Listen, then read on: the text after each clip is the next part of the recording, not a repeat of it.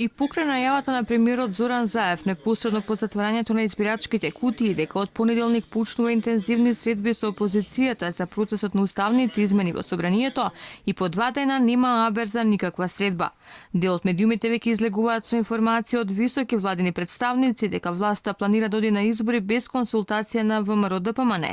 Владиниот гласноговорник пак ниту ги потврдува, ниту демантира ваквите информации и вели дека владата сега била фокусирана на успешен процес во собранието.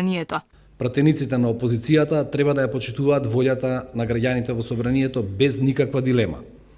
Во однос на разговорите, тоа прашање треба да го адресирате кон политичките субјекти кои што се дел од парламентот.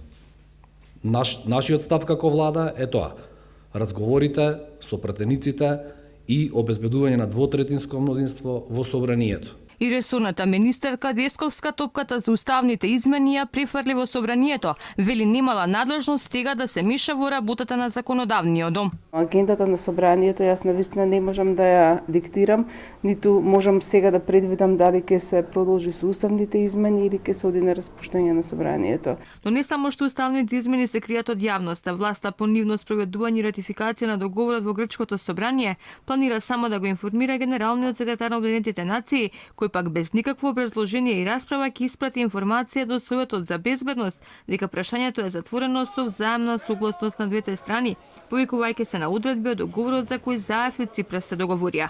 Можноста пак за предвремени парламентарни избори беше главната опција на Заев доколку не успеат уставните измени, но правните експерти алармираат дека доколку се пристапи кон избори, ќе бидат прекршени сите рокови кои ги препишува законот за влада, а кој беше договорен на еден од лидерските средби.